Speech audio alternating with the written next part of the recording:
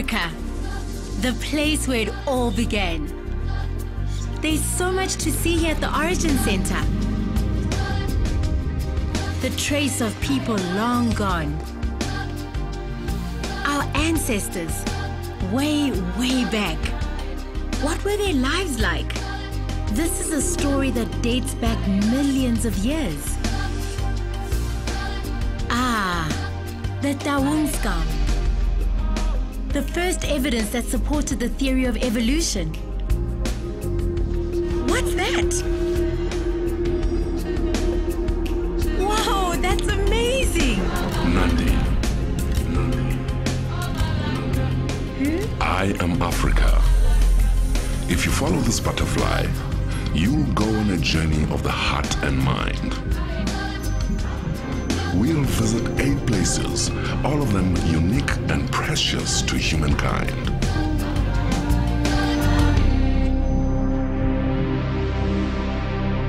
Our journey starts in the cradle of humankind.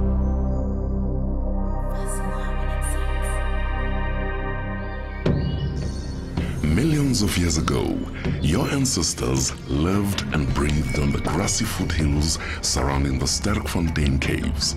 A third of all the evidence of human origins in Africa is found at just a few sites in South Africa.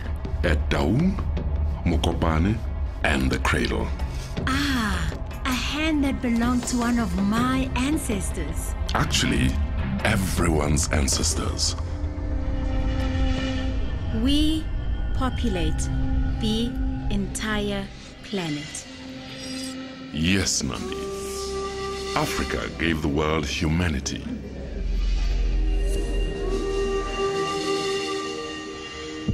Maruping, that's a Setswana word.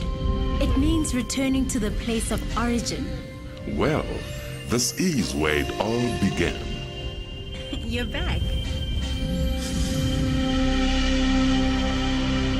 Let's now go to where South Africa, Botswana, and Limpopo meet.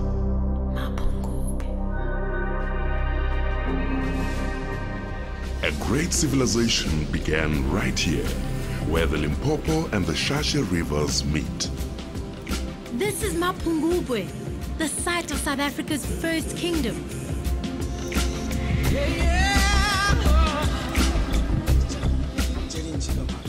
7 centuries ago, a king looked down from this hill.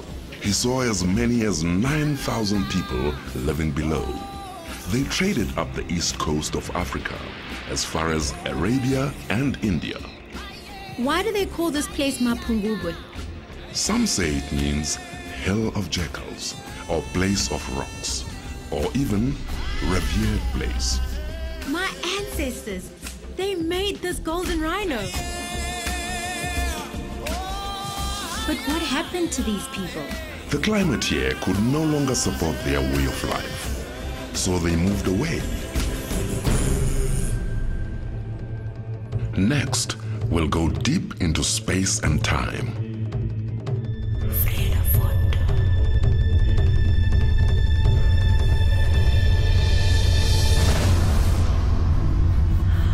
What's that? A giant rock struck the Earth 2,000 million years ago, leaving an imprint about 300 kilometers wide. You are at the center of this impact site. It's called the Vredefort Dome.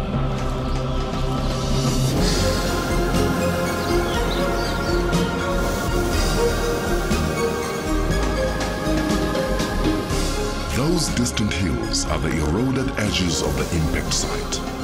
This must have been a huge explosion.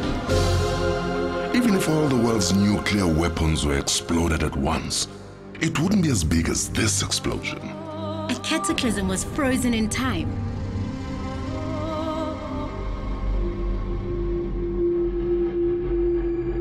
This next place feels like the ends of the earth.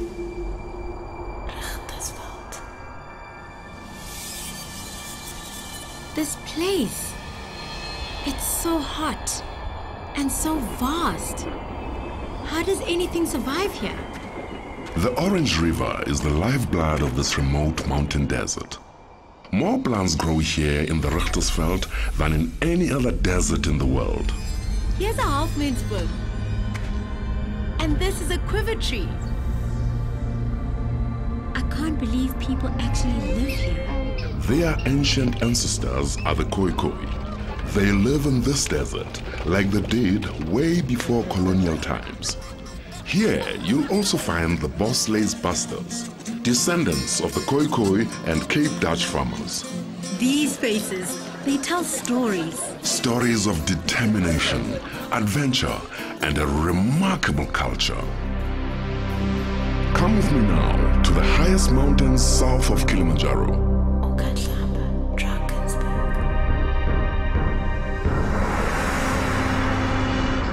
I know these mountains.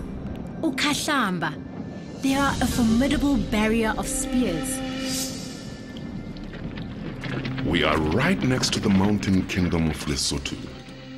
Here, you can climb the chain ladder, take a trip up the Sunny Pass, or visit the world's second highest waterfall, the Tugela Falls. All this grandeur stretches 150 kilometers from north to south. And across these mountains are caves with what is possibly the largest collection of rock art in Africa. We can see how the sand lived and what they believed. But by the late 1800s, most of the sand were dead. Only some managed to flee. And now for a kingdom where the riches aren't made of gold.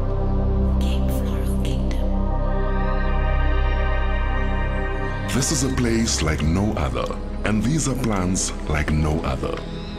I've never seen plants like these before. This is called fynbos. Wow! Every step you take, there's a new discovery.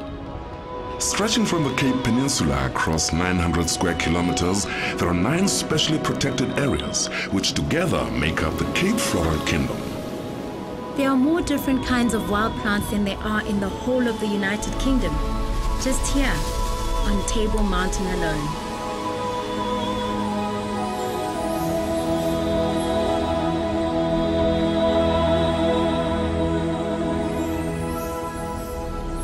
And now, let's go to one of the most beautiful coastal wetlands in Africa.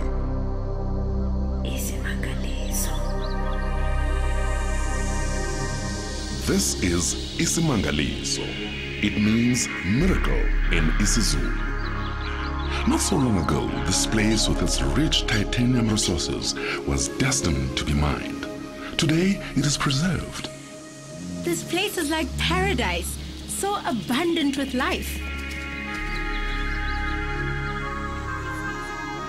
Here and nowhere else in the world, sharks, crocodiles, hippos, and sea turtles share the same waters. People are still using traditional ways to catch fish and living in a manner that is sustainable. You can walk for miles along this unspoiled beach, all the way to Mozambique. Nandi, it's time for the last part of your journey.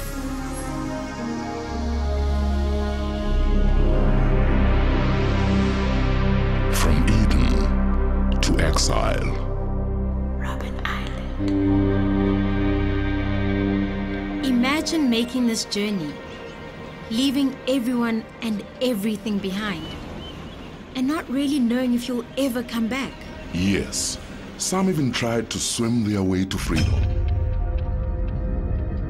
This was a place of banishment for hundreds of years for lepers, the mentally ill, and political prisoners. Makana, Chief Alchumato, Said Abdurrahman Motoru, Robert Sobukwe, Nelson Mandela. The list is long.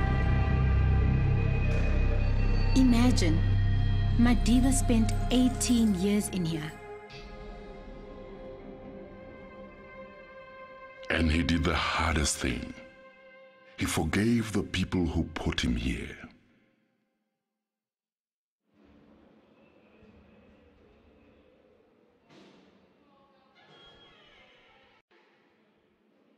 this must never happen again. Nandi, your journey has come to an end.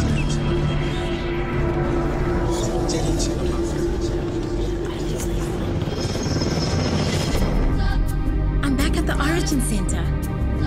This has all happened in the blink of an eye.